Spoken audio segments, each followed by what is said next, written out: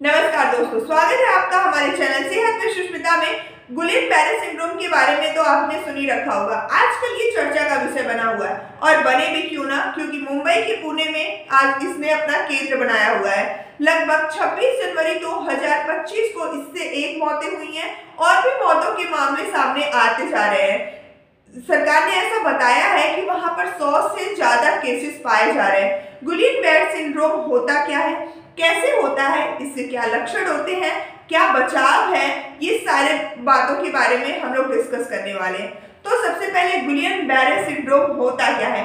गुलिन बैरे syndrome एक तरह का ऑटो इम्यून न्यूरोलॉजिकल डिसऑर्डर होता है। अब ये ऑटो इम्यून न्यूरोलॉजिकल डिसऑर्डर क्या है। ऑटो इम्यून मतलब कि हमारी खुद की एंटीबॉडी हमारे शरीर को एंटीजन समझ के उस पर अटैक करती है, हमला करती है। जो एंटीबॉडी हमको दूसरे वायरस और बैक्टीरिया से बचाती थी, आज वही एंटीबॉडी हमारे ऊपर अटैक कर रही है।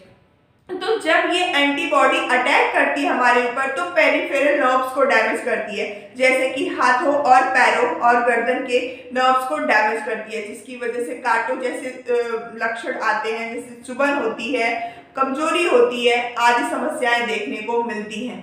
गुलिन बैरे सिंड्रोम जो होता है एक तरह का ऐसा डिसऑर्डर होता है। अगर समय रहते आप इसका लक्षण को देख लिया और इसको डायग्नोज कर लिया तो इसका ट्रीटमेंट पॉसिबल है, वरना चांस से हाथ धोना भी पड़ सकता है। तो गुलिन बैरे सिंड्रोम जो होता है, इसके क्या क्या लक्षण होते हैं। सबसे पहले बात करें तो हाथों से शुरू होता है। हाथों में सुन्न जैसा महसूस होगा, कांटों जैसी चुभन होगी, कमजोरी हो जाएगी, पैरों में भी कमजोरी हो जाएगी, सीढ़ियों चलने में दिक्कत होगी, आपको वॉक करने में प्रॉब्लम हो सकती है। इस तरह की समस्याएं और इस तरह लक्षण के साथ गुलिन बैरे सिंड्रोम जो होता है वो होता है। इसका अगर ट्रीटमेंट की हम लोग बात करें तो इसके 2 ट्रीटमेंट होते हैं। पहला होता है आईजी मीन्स की इंट्रावेनस इम्यूनोग्लोबिन, और दूसरा होता है प्लाज्मा थेरेपी। तो जो आईजी होता है, मेनली जो इसमें इम्यूनोग्लोबिन दिया जाता है वो एक आम जनता इसको अफोर्ड नहीं कर सकती है, क्योंकि इसका एक इम्यूनोग्लोबिन जो होता है वो 20 से 25 हजार के रेंज में आता है। तो इसके लिए सरकार ने अपना सपोर्ट किया है कि इसकी सेवाएं जो भी इसके लिए खर्च किया जाए वो सरकार खुद देगी। वहां की राज्य सरकार इसका खर्चा पूरा उठा रही है।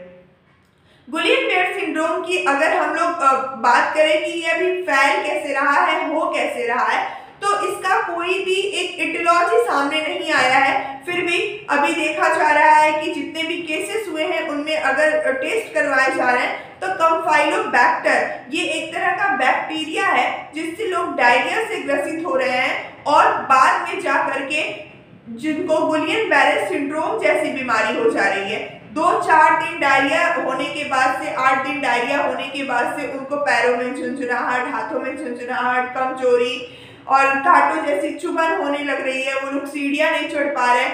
ऐसे लक्षणों को लेकर के वो जा रहे हैं हॉस्पिटल में। अगर आपको भी कुछ ऐसा लक्षण महसूस होता है आप देखने को, या फिर कोई फ्रेंड आपका ऐसा है, तो उसको जरूर अपने नजदीकी न्यूरोलॉजिस्ट के पास ले जाएं, नजदीकी अस्पताल में ले जाएं, ताकि समय रहते हुए उसका बचाव किया जा सके। दूसरी बात, जीका वायरस भी एक इसका मेन एटियोलॉजी में आया है कि ये वायरस या ये बीमारी या फिर बैक्टीरिया से हो रही है या फिर वायरस से हो रही है। अभी तो ये 2 कारण ही सामने आ पाए हैं हम लोग के। अगर इसके बचाव की हम लोग बात करें तो कैसे हम लोग इससे बच सकते हैं। इसके बचाव में सिर्फ हम लोग को यही करना है कि अपने खान पान को सही रखना है, शुद्ध पानी पीना है और शुद्ध घर का खाना खाना है। जो भी हमारे बाहर के जंक फूड्स होते हैं, या फिर हम कह सकते हैं मेनली इसमें 3 चीजें डॉक्टरों ने बताई है कि इसको अवॉइड करें। सबसे पहले दूध से बना पनीर, चावल और चीज। तो चावल, चीज, पनीर ये क्यों अवॉइड करना है, तो सबसे पहले इसमें नमी होती है।